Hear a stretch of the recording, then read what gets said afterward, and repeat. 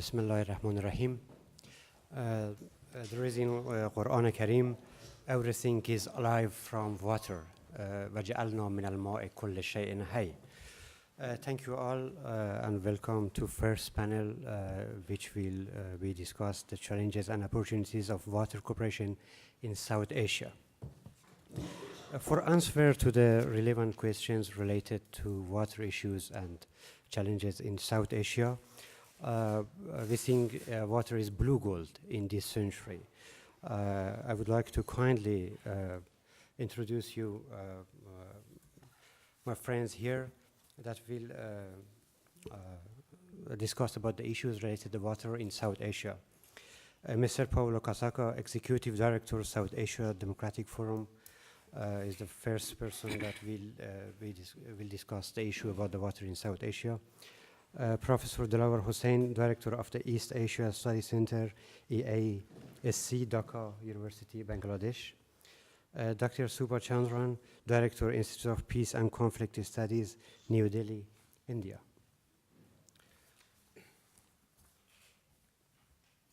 I would like to invite Mr. Paulo Casaca to give us his comment and his discussion about the water issue in South Asia. Mr. Casaca, you have about 15 minutes to share your ideas with us. Thank you. Dear Mr. Tamanna, it's really an honor to be side by side with you and with our distinguished guests from India and Bangladesh. These are countries, all of your countries that are quite in our heart, the South Asia Democratic Forum. And I would like to start by a confession.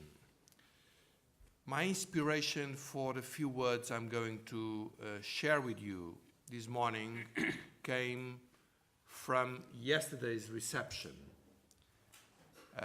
offered by Konrad Adenauer Stiftung to our speakers. Because we had the opportunity of having a lecture on Tagore and the fact that we are now celebrating a century of the attribution of the Nobel Prize of Literature to these eminent humanists that was certainly a poet, certainly a philosopher, but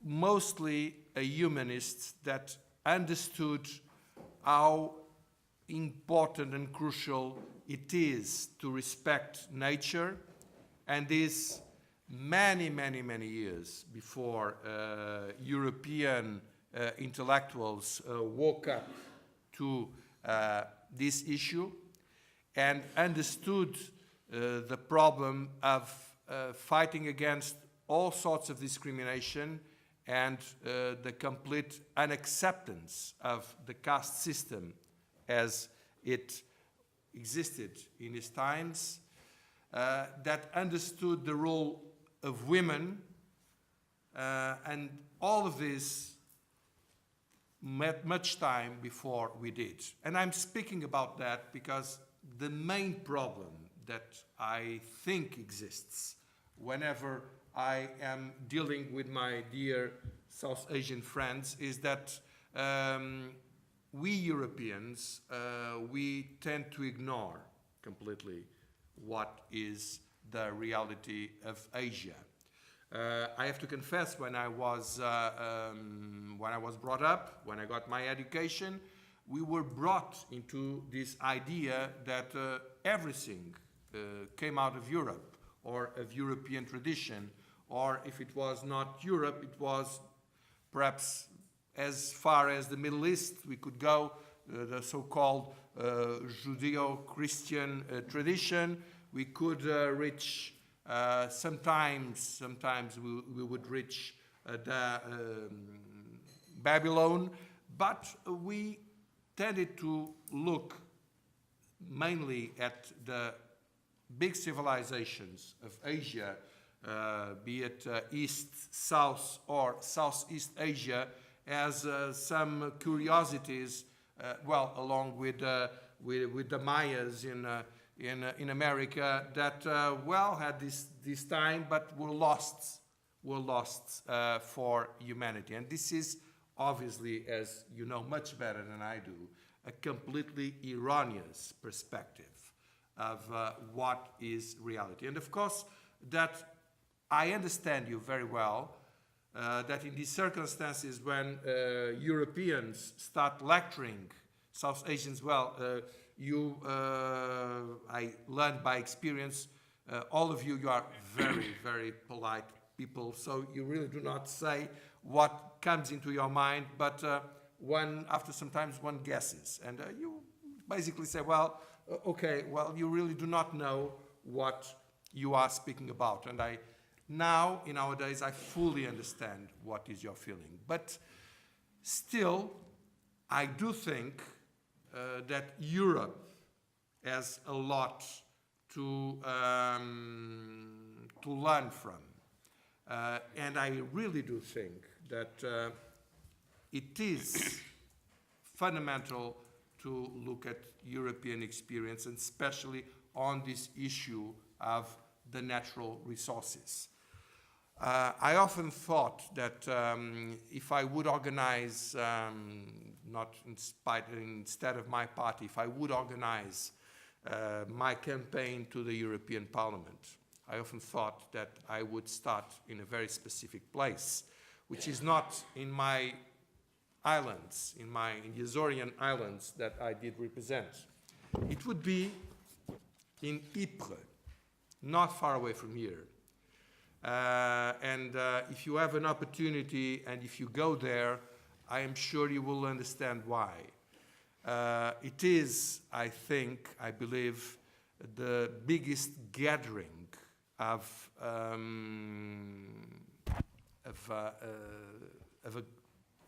graveyards of combatants from nearly every European nation. And actually, not only European, as I learned afterwards, for instance, there were a lot of Chinese and Indians as well that were enrolled in this war. And this is absolutely, it smashes whoever has some sensibility, because there are millions of young soldiers that lost their life over there. It was exactly the place where, for the first time, gas was used as a weapon in war. And we had a very recent reminder of what it does mean in the other side of the Mediterranean. And if one goes around this place, and if we understand that this European construction was able to overcome an history that is marked by a lot of good things, but is also marked by immense slaughters made in every latitude of Europe, because of religion, because of boundaries, and because of natural resources. And at some time, after learning the very, very hard way, some Europeans finally understood that the way forward was not to quarrel, to make patriotic confrontations on these sort of issues, but was to cooperate. The first European community was exactly on the most essential resources, natural resources, was on coal and steel, that were at the time the most important natural resources for the development of the then existing, or the then forming European community.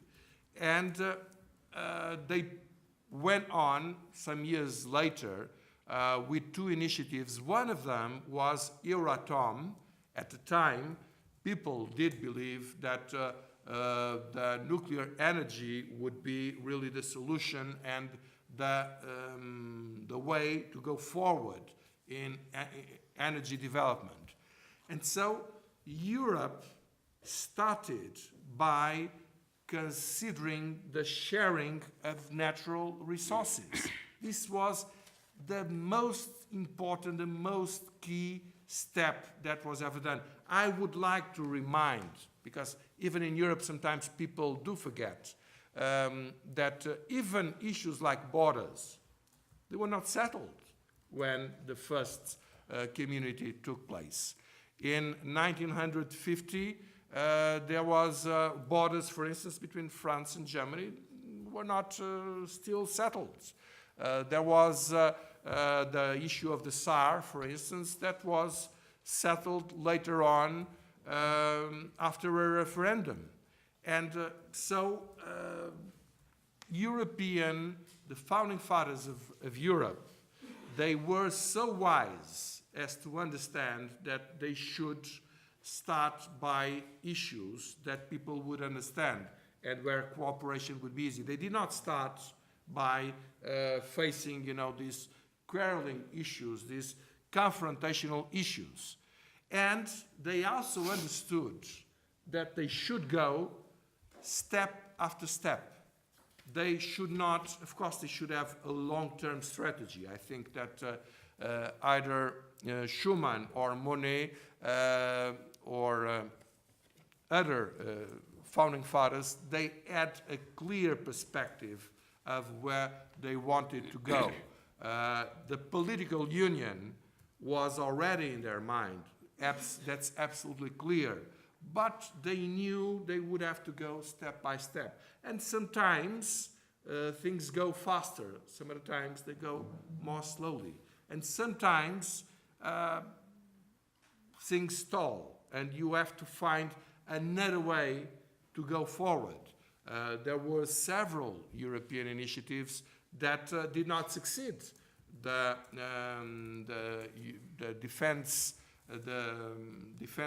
union, the initiative to create a Europe of defense did not succeed for some last-minute problems that became really the most important of all of them. But European leaders understood that they had to learn also with their defeats, and they changed and they adapted and they went forward. Just a while ago, Vice President Vidal Quadras gave what is perhaps the most interesting figure in all of this debate. The consumption of water by inhabitant in a capital city like New Delhi might be the double of what it is in London. And still, and why is it?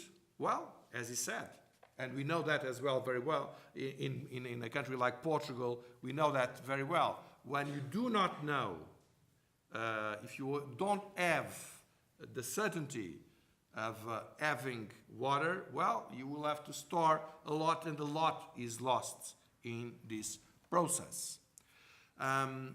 So what, in my opinion, does this mean? It does mean that the most efficient use of existing resources and the technical expertise that can be put into work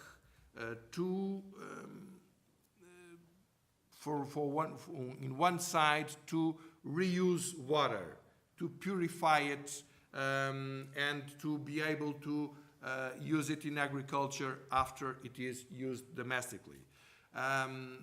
The use of energy, for instance, on the sea, I think that the most promising sea energy sources are around the tropics, are not here in Europe. It is in areas like yours that where you have a tremendous differential of temperature when you go down the water. And this differential of temperature, and there were already some experiences, for instance, in India, is a major potential source of energy that can be used, for instance, to desalinize water and to give water to the populations that live inland. The techniques to reuse and to extract grease out of water as soon as possible from its domestic use, and then to recycle this grease, ideally in biofuel, or if it's not possible, in other types of less noble forms of energy. This can be a tremendous motor for putting people in an efficient and, of course, also self-interested way to save more water, to create a water that is possible to reuse, and at the same time creating new forms of energy. There are a lot of possibilities. Mr. Vidal-Quadras already spoke about irrigation systems. This is commonly known that in nowadays we can, through modern techniques of irrigation, we can really go much, much further in agricultural production using much, much less water. All of this has to be thought as the key to development and the key to sort out all the problems that exist. I think that South Asia, of course, South Asia is not unique. We know of other areas where the water stress is tremendously important. The most, perhaps the most well-known is obviously the Greater Middle East. This is perhaps the area I've been more in contact with, and that is facing tremendous challenges in our day. The Turkey, Syria, and Iraq, for instance, on the Tigris and the Euphrates. But with the dimension of South Asia, and we could even say, because South Asia actually gets all of its water, or most of its water, from the Himalaya, and the Himalayans are actually supplying to Central Asia and to East Asia. So this is the most important water problem and water stress of the whole world. And the only way forward is to cooperate, not to think in terms of changing the rules, because I do not think this will achieve anything. Professor Canelas de Castro is going to present to you later on in another panel the history of Portugal and Spain. But let me just testify to you that I do remember when I was, I'm a Portuguese citizen. And so Portugal, all the rivers of Portugal, basically, not all, but nearly all of the rivers of Portugal come from Spain. And whenever I was a kid, I remember, you could open the newspaper, the front page of the newspaper. In the winter, well, there is flood because, well, the Spanish did not control the dams in their territory. Well, in the summer, there was drought, well, because the Spanish did not allow the water to flow. And it was always the same thing. It was always this idea that you should confront the Spanish, and from there something could come. Well, and this was one of the major advantages of the European Union. In our day, you don't read this anymore. In our day, you have a basin by basin type of cooperation, and people get together from both sides of the border, in a pragmatic way to see how can we go along with it, how can we exploit it commonly. And so there is not anymore this national confrontation. and things are going much better. And whenever there is, of course, problems exist. They did not disappear. But whenever they appear, we face them in a completely different way. And this is one of the major positive outcomes of Europe. Of course, in our case, we got into the European Union in another phase, not in the 50s, it was in the 80s. And so this was something we are very proud of. I already exceeded my time. I know I apologize for this, and I would like to thank you for your attention. And now I will be very, very glad to assist to your interventions and to the debate. Thank you very much. Thank you very much. Thank you very much. Thank you, Mr. Kosaka. You clarified some important issues about the regional cooperation and water issues. But there is a big question that we can discuss in the end of the panel. How can we utilize the lessons from the successful European experience about the water management? It's very important for South Asia. I would like to invite Professor Delwar Hossain from Dhaka University, Bangladesh, to speak about the water cooperation in South Asia, comparison, challenges, and choices. Professor Delwar Hossain. Thank you. Learned moderator, distinguished panelists, Excellencies, members of the diplomatic community in Brussels, and also members of the knowledge community in the Brussels. Ladies and gentlemen, Assalamu alaikum and very good morning. First of all, I offer my very sincere thanks to Konrad Adenauer Stiftung and South Asian Democratic Forum for organizing this conference on a very vital, very important issue, so water. For for more than 1.4 billion people in South Asia. It's very important, and also it is happening in a city, in a place which is a symbol of regional cooperation as demonstrated by European Union's headquarters. So it's a very good place, I think, to share the views.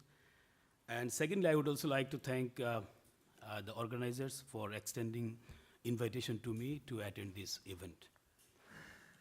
In 1978, India proposed to Bangladesh a link canal, we widely known as.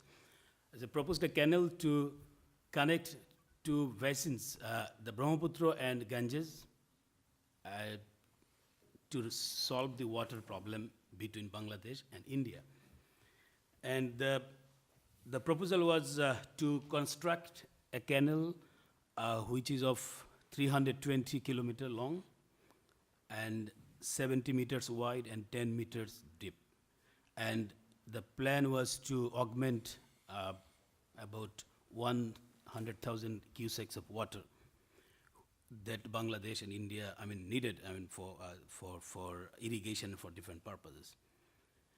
And that canal proposal was not accepted by Bangladesh. Bangladesh disagreed, and Bangladesh proposed another proposal that to resolve the water problem, that is, which the focus is on augmentation of water, that is rather to build a tripartite partnership including Nepal. So it can be a trilateral initiative, and Bangladesh clearly proposed to construct storage dams in the Ganges, and in which 7 would be in the territory of Nepal, so which will produce about 176,000 cusecs of water, much more than by the canal. So Bangladesh had its own perspective, own justifications to go for a tripartite partnership instead of very bilateral one, constructing a link canal which has different negative consequences from Bangladesh perspective. So that is what the reality in 1978. And the time was when Bangladesh and India had very good bilateral water sharing agreement, on Ganges water sharing agreement signed in 1977. So it's a 5-year agreement which was fairly accepted by the two countries and two governments, but for long-term solution and that, but these proposals, still they are continuing, I mean, in different forms. This is of 1978, and then in 2013, Bangladesh and India have become, I mean, have developed a very good relations, and we have now very excellent relations, particularly the new government in Bangladesh. During this time, we saw that our Prime Minister visited India in 2010, and Indian Prime Minister came to Bangladesh in 2011, and we have taken several initiatives to improve our relations, and it has improved. And we even discussed the issues of transit, which is very sensitive to the people of Bangladesh, and some impressive developments have also taken place on the issue of transit. So we have a very excellent relation. But when we come to the issue of water, we see we cannot proceed further. There was a possibility of signing Tista water sharing agreement, and that didn't happen. And now we find a new actor in this issue of water sharing. Is a state government in India, that is the Paschim Banga government, is creating a kind of barrier. Anyway, so the point is that we could not, and now we also have 1996 water sharing agreement on the Ganges. So we had water sharing agreement in 1977. Now we have one with about Ganges, and we tried to have with Tista water, but could not make it. So I'm mentioning this not because of understanding the bilateral relations between India and Bangladesh, or the difficulty with, difficulty at the state level. The point here I want to make is how difficult water is to deal with in the context of South Asia. We have cooperative arrangements in the form of treaties, but we cannot go for long-term solution of water. So this is very difficult issue. So this gives an idea of the importance of water cooperation, and at the same time how difficult to establish long-term cooperation on this particular issue. So my and I have gone through, my friends from other countries, Nepal, Pakistan, they can also shed light on the problems of water cooperation between India, Pakistan, and also India, Nepal. And we know there are agreements also on the part of Nepal. I could see there's 3 agreements, but the major one is the last signed in 1996 Mohakali agreement, which is celebrated as one of the very good examples of bilateral cooperation about water. And there is in this water treaty between India and Pakistan. But these even with the treaty, India and Pakistan are having problems with projects related to water. Well, so the key question to us is why do these attempts of water cooperation in the forms of treaties and agreements could not deliver results? Because even the treaty between Bangladesh, India, 1996 treaty, it is not also producing results. We have problems with the implementation of the treaty, and there is a problem of fair share of water, and also the problems of how, because the treaty also envisaged to go for long-term solution of the water problem. But the Joint River Commission that we have, and also according to the treaty, both the countries are not really taking initiatives for, even they are not sitting to review the progress of this cooperation under this treaty. So, the treaties remain, by and large, not effective. So why? This question I want to deal, but before that, we all agree that water is vital resource. It has been strategically significant. It has been significant from economic perspective, and more importantly, water scarcity is a serious threat to the humanity, I must say, because as per Asian Development Bank statistics, there has been 70% reduction of availability of water since 1950s. And on the other hand, consumption has been increasing, even in South Asia. So consumption has been increased. On the other hand, availability has reduced. So we need to go for cooperation, and this is a compulsion which we should keep in mind to deal with the issue of water. And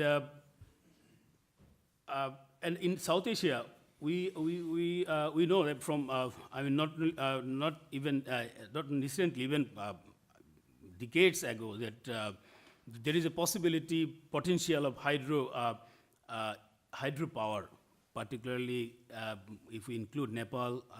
And I read one statistics that it is possible to produce 83,000 megawatt hydropower generation, hydropower if Bangladesh, India, Nepal cooperate on the water.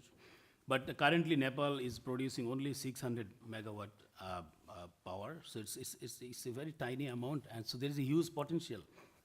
So cooperation on water is very important, and the reason has been going to economic change. You could see almost all the countries have been witnessing a very stable growth rate in their domestic product.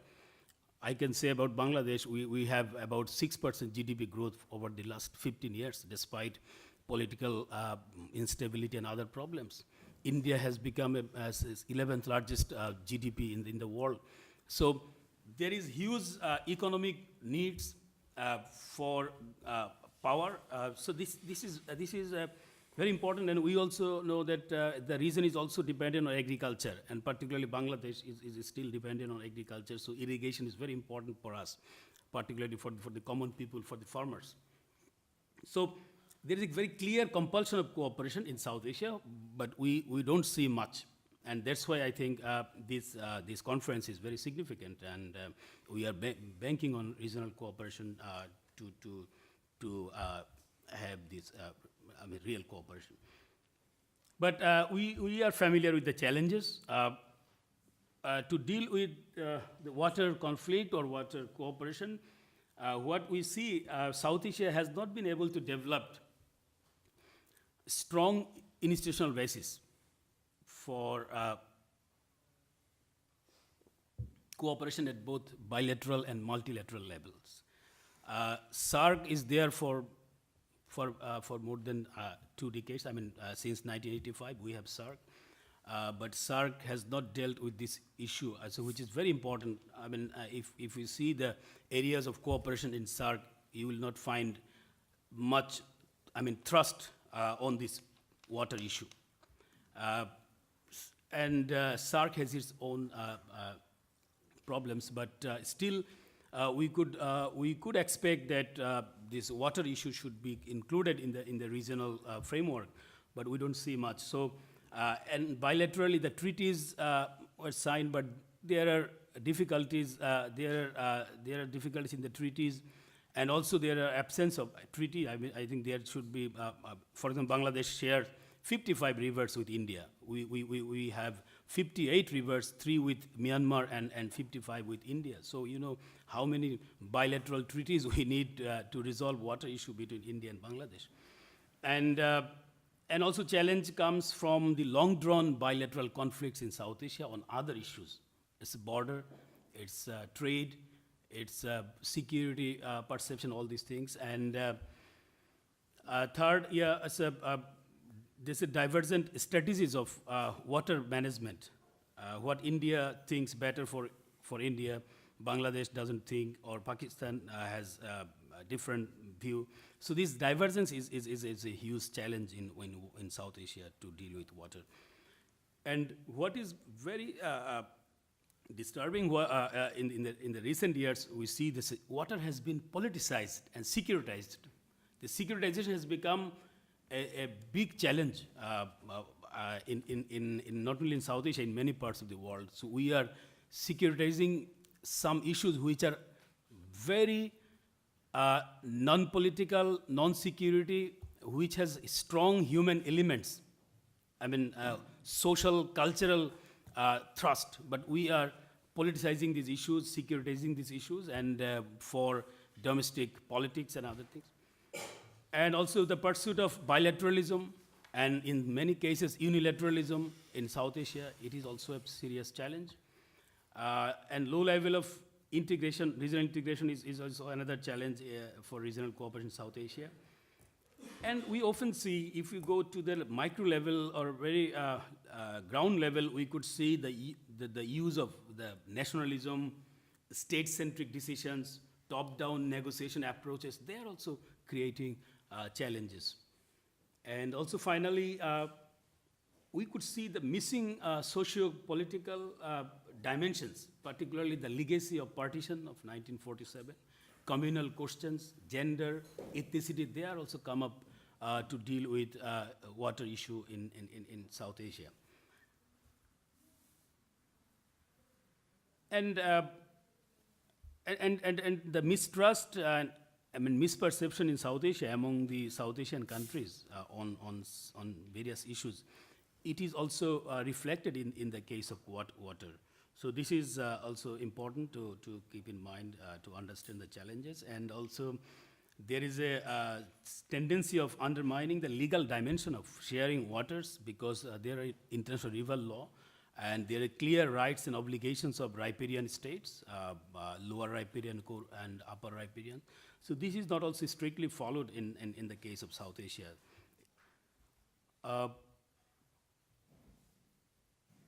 Then what can be done? I mean, what are the choices we have?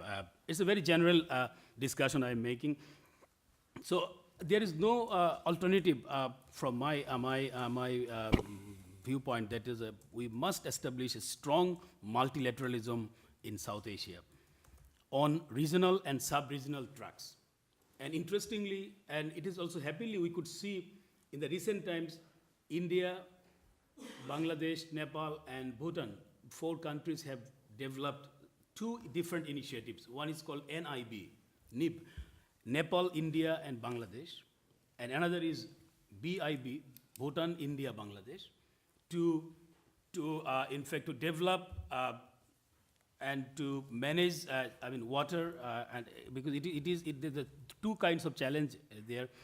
Particularly regarding water is how to augment water, because water has become unavailable.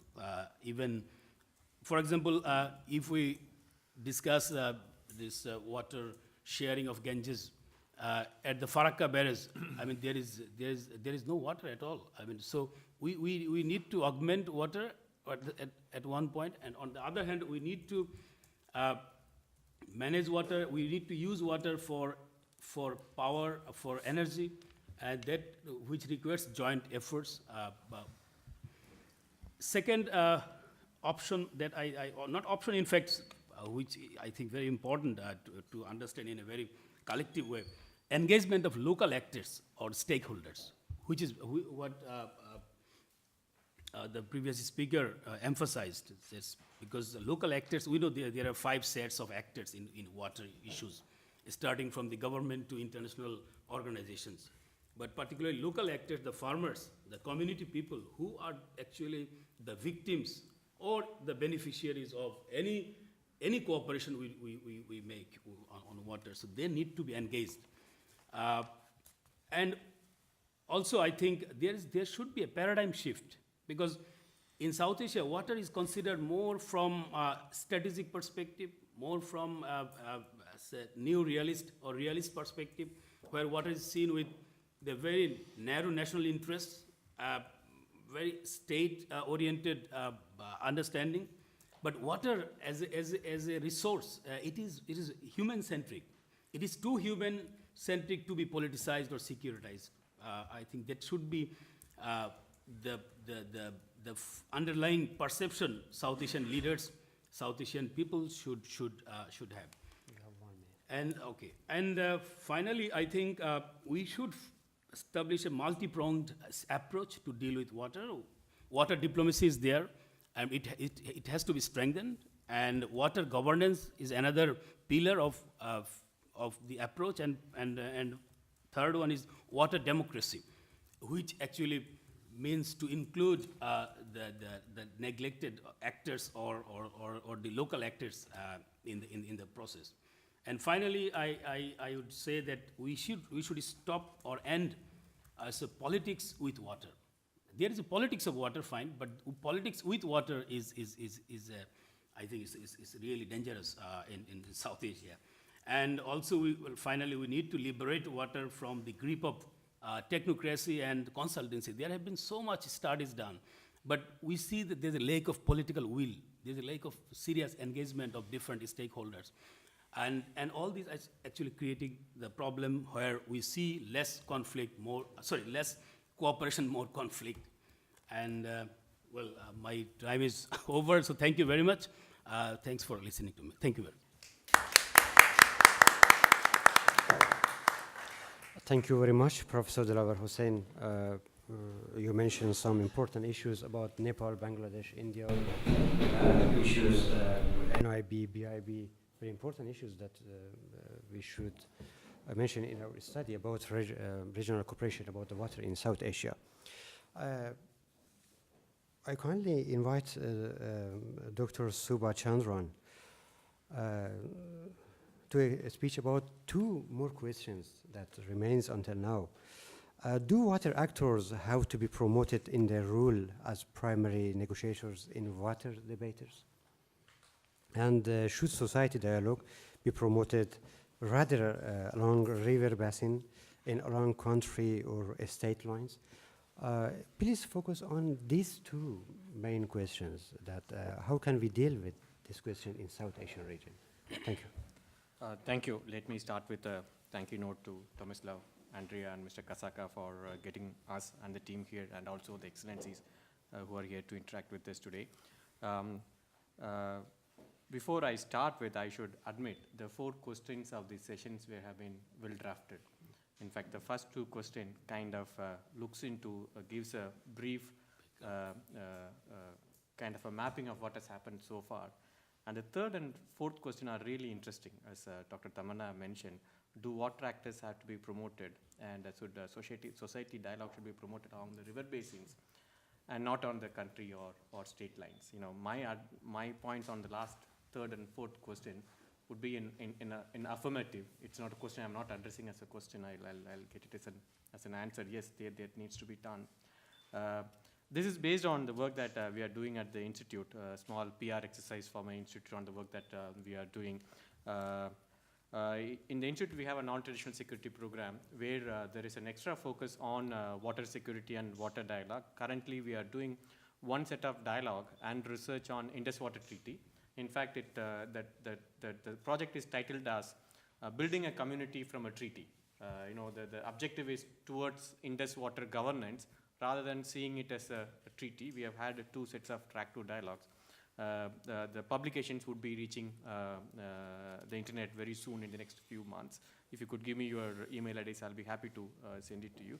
We are also working on 2 internal water security issues, one on Kaveri and Periyar River Basin in South India, and the Indus water issues within Pakistan between Punjab and Sindh.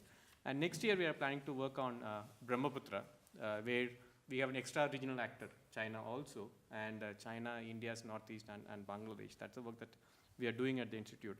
In terms of my intervention on these 4 questions, I would like to present them in 15 points. I'll make them quick. That's a promise.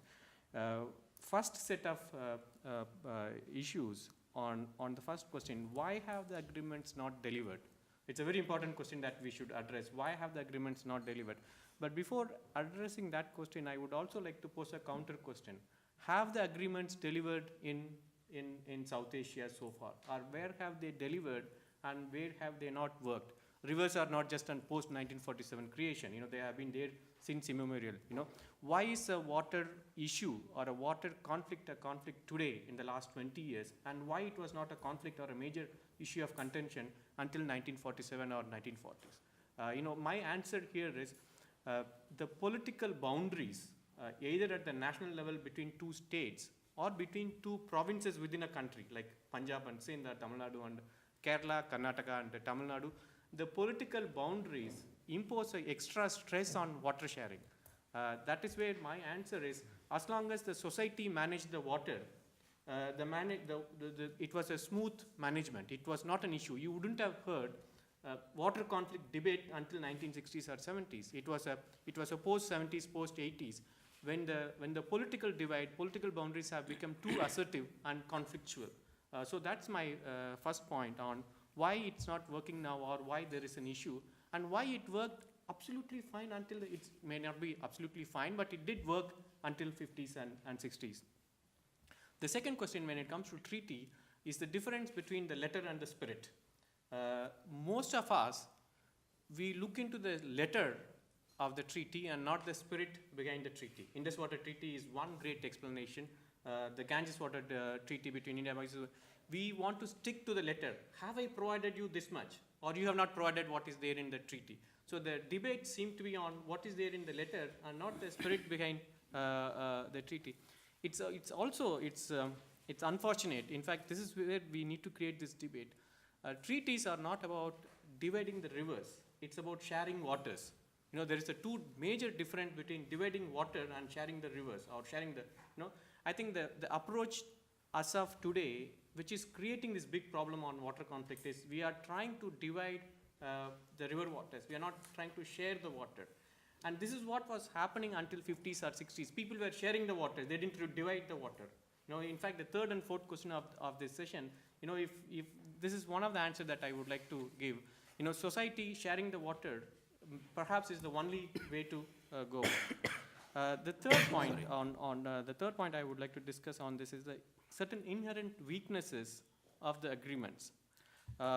It's more in terms of technical details. This is a real problem in terms of explaining to the larger constituency, larger political constituency, the technical details, which is dealt by the technical institutions. I'll come to that in a minute. So it's a major issue, and this is where the state in South Asia has not been successful in conveying it to the people or the nation, the state versus nation, what the state believes that it's happening. At times, India and Pakistan as a state may be comfortable in looking at the Indus Water Treaty, but India and Pakistan as a nation may be fighting for where is my water, or I have given your water, that argument. And the fourth is on the treaties, is the growing internal divide or the growing internal stress within each country. When Indus Water Treaty was signed between India and Pakistan, the question of the Indian part of Jammu and Kashmir or Indian part of Punjab asking where is my share was not an issue. It was signed between India and Pakistan. But today there is a larger question within Jammu and Kashmir, within Punjab, this is our water. Same is the case between when the Indus water is divided between Punjab and Sindh within Pakistan, that Sindh asks, this is our water, or Punjab says, this is our water. Same is the case in dividing Kaveri between Tamil Nadu and Kerala. This our water, I'm sure some of you may have lived long enough in South Asia to understand the emotional emphasis on our land and our water. The moment when it comes to the question of land and water, I think reason goes out. We see it as our land. Come what may, it's my land. Same is the case with water today. It's seen as our water. Reason, I think one of my rude explanation is when water comes in, reason goes out in terms of our debate in this. The point that Prof. Delwar Hossain mentioned on the water sharing between India and Bangladesh, West Bengal insisting on what basis New Delhi agreed to Dhaka. This is an issue of federalism that this was not kept in mind, or it was not envisaged by the original decision makers when that the demand from the federating unit vis-a-vis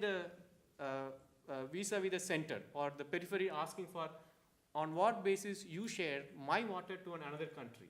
This is the second set of arguments that I would like to make is in terms of the institutions. The institutions that are dealing with water, and how, if I have to be a bit rude with many of you excellencies here, how capable are these institutions to deal with water? One is the diplomatic community. The other is the institutions that are dealing with water, maybe WAPTA, Water and Power Development Authority in Pakistan, Central Water Commission, multiple water commissions in India, and for that matter for all over South Asia, how capable they are in terms of understanding the problem and dealing with water. I'll give you 2 or 3 examples. The institutions that are dealing with water, the technical institutions, they are made of engineers. Engineers can understand how to build a dam, whether the dam specifies the specific limit or whether a level of cubic centimeter of water is given or not.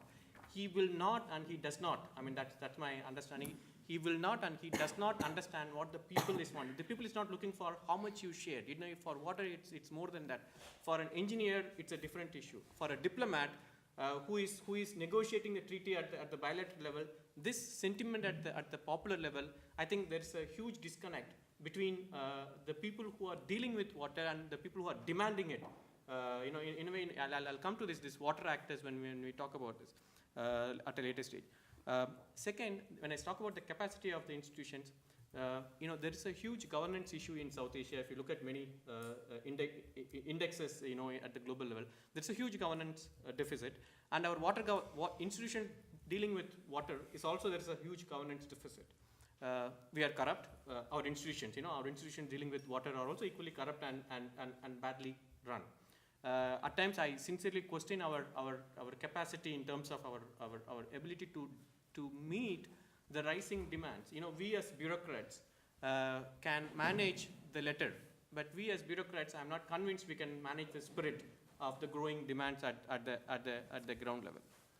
When I talk about institutions, I should also talk about the legal institutions and also the non-state institutions.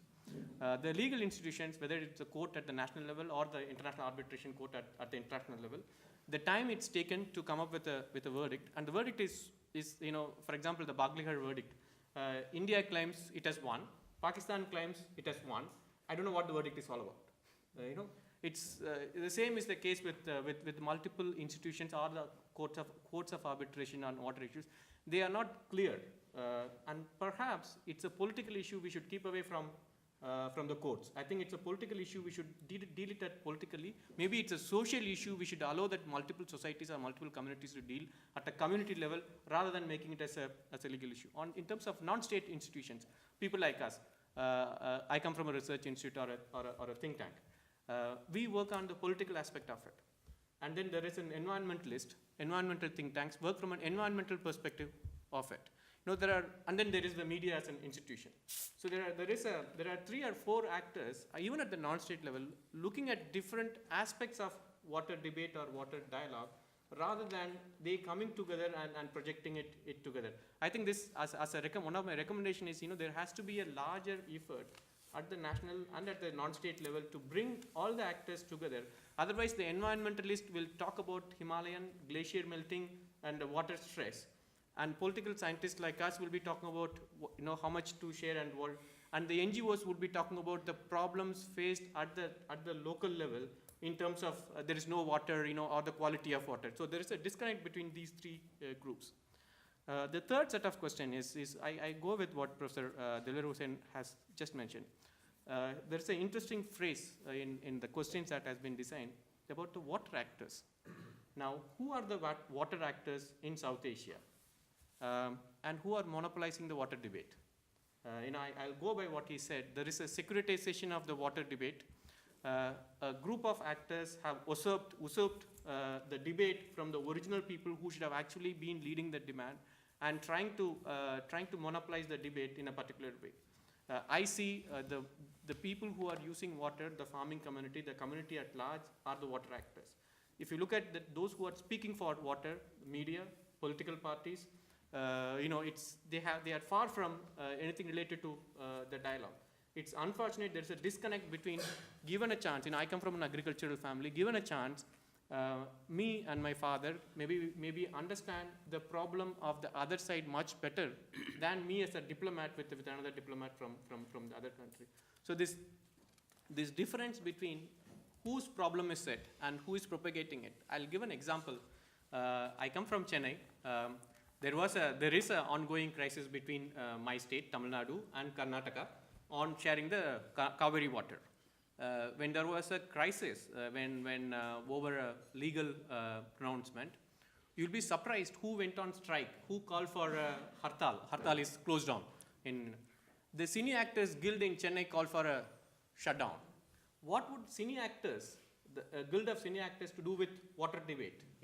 Everyone wants to, that there is a, because it's a very emotional issue, you want to make political mileage of it. One of the recommendations that I would like to see is that I think we should desecuritize the water debate. And the last few years, there is this idea, very dangerous idea, I think we should desist from it, water wars or water conflict as a push. So this is, the monopolizing of water debate by non-water actors is an issue I think we have to, in a way I should say we have to claim, and we as a society have to claim that water debate from those who says that they are doing. In terms of the road ahead, the last set of points. One is, we need to address the water stress, I understand.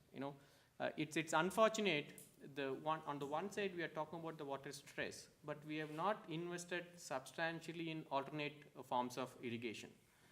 Especially in North India, where I have seen. I come from South India, so I could see that, the North Indian farmers are the pampered lot. The way that they use or abuse the water to cultivate one hectare acre of land, when the same amount of water is given to someone from South India, maybe he would do double or triple it, because it's the alternative irrigation, for example, drip irrigation. This is something that we have not learned either from inside or from outside. There are other basins which we could learn.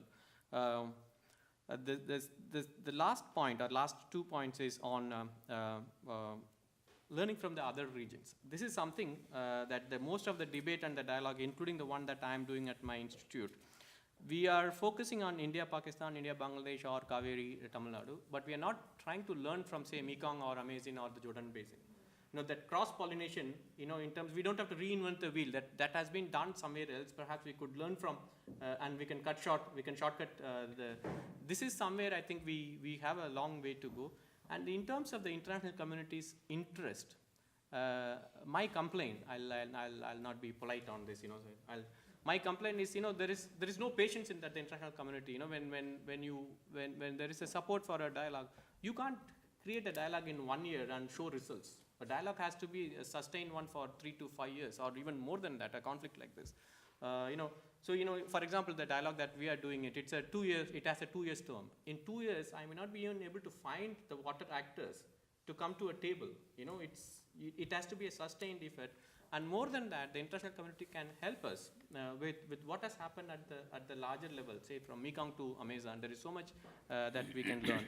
And the very last point on India as an opportunity and as a problem in South Asia.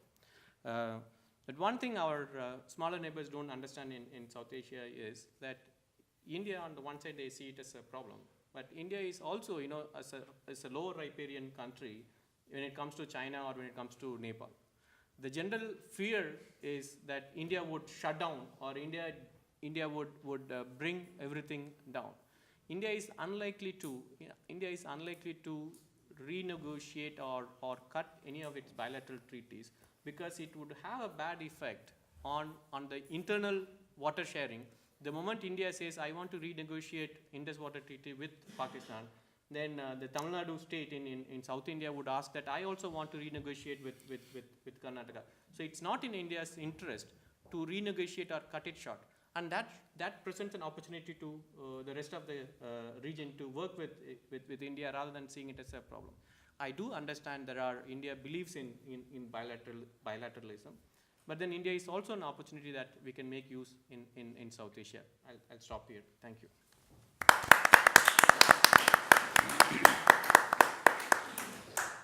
Thank you very much, Dr. Suba Chandran. You mentioned very important issues, especially about the institutionalization of the water resources management in South Asia. Now, if you have any comments, questions, the discussion is open for you. We can have some questions from the audience.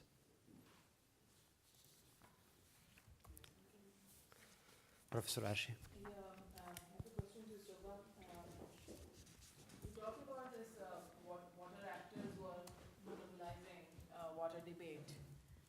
So I was just thinking, in other words, you were talking about, and you talk about those who have direct stakes in there, so farming families and all that. So in other words, we are talking about decentralization, not really, in the picture, but is it doable in South Asia? So if, for example, an international, institution or a third country, can a state or a province negotiate something, considering the fact that, it has, representing its own people and having the idea about what is actually happening there? Where does the state stand there? Because then it would be yet another, beginning of another conflict between the province and the center or your state, your own state.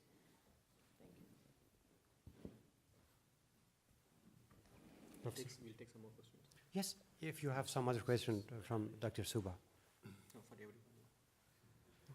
everyone. For that.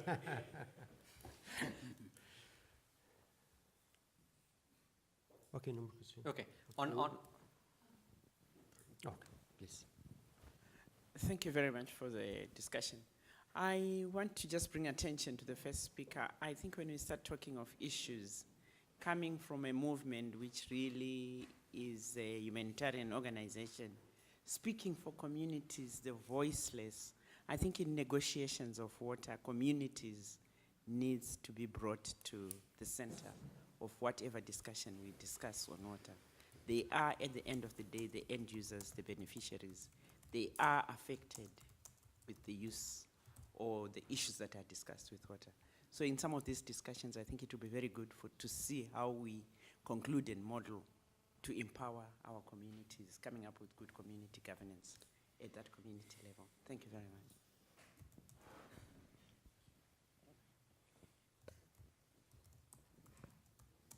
Please. Thank you. Thank you, all the speakers, for the excellent presentations. I just wanted to highlight a point that was taken by Professor Delwar on the need to develop an institutional basis for the water issues in South Asia. On the one hand, you mentioned the failure of, for example, NIP, NIP and BIB. And on the other hand, you mentioned the need to develop a stronger multilateralism. And also the failure for water issues to be addressed in a regional forum like SAARC, for example. Now, SAARC has been around for perhaps the past 2 decades. And so perhaps my question is, why hasn't this issue been addressed in SAARC? What are the problems? What are the issues that has not allowed this issue to be taken up in SAARC? I mean, SAARC is the representation of South Asian countries at the highest political level. The head of states meet at least once or twice a year. And I myself have not perhaps heard in any deliberations any issue on water. But why do you think this has been the case? And do you really feel that we should be, in a way, as diplomats, we should really pave the way for these issues to be addressed at SAARC? And is this perhaps the solution to the water problem in South Asia? Thank you. Thank you, thank you. Thanks for explaining what SAARC is, because I didn't know, and I'm sure others did not know it as well. Thank you so much. Okay, is there another question? Okay. Dr. Chandran. On Arshi's point, can we really democratize the water debate and bring the communities to the table? Is it doable? There are 2 points on this. Whether bringing the communities to the table, we are not asking that they should be debated at international forum and then they should come to an agreement and sign a treaty. No, that's not what we are asking. Do the states or to the institutions that dialogue and debate on behalf of the people, do they understand what the people at the ground level want? So, a greater dialogue in terms of what I know, if I am a farmer and if I come from a rural area, do the state that dialogue on behalf of me does it understand what I want? And does it understand whether I am willing to live with my neighbor, whether it's in another province or another state? What is my red line? Why should you tell me this is my red line? Maybe my red lines are different, or maybe I don't have a red line on this issue. That's where, you know, a greater societal dialogue will kind of tell the state, this is not the real issue, perhaps this is not the red line at all. The red lines are being artificially imposed on the people by the state on this context. If the societies are allowed to interact, my guess is maybe the state would understand there is a larger space for dialogue and debate, and it would help the states to work on that. The second point on SARC, I would, so the question though it's addressed to Professor Delwar, I don't agree with that SARC is, I'm not making a judgment on SARC. I have seen how it functions. I don't think we should burden SARC especially with this issue. SARC is simply not capable in terms of institutionally or in terms of politically dealing with such an emotional issue like this. I think we should have a regional dialogue or a debate at the societal and the national level, not at the state level through SARC, to have any meaningful, productive inputs. Perhaps once the inputs come, maybe the states could take it at a later stage. So. Oh, thank you very much. I should respond. Yes. Oh, Yes, Professor Suba. No. Okay. Thank you. I have a slightly different position from Dr. Suba.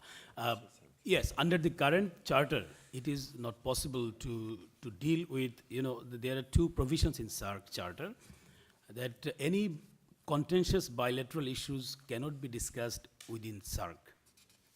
And second, there is a requirement of unanimity. So every country, every member has to agree with the agenda. So these two are the stumbling blocks actually for dynamism of SARC. That's why, SARC could not deliver what we expected it in the 80s or in the 90s. So under the current charter, it is not possible to include these water issues. But I personally feel that SARC should do away, because this is a situation of 1985. Now it is 2013. We could see the changes in the world. It is not just globalization, it is the changes in terms of interdependence from many aspects.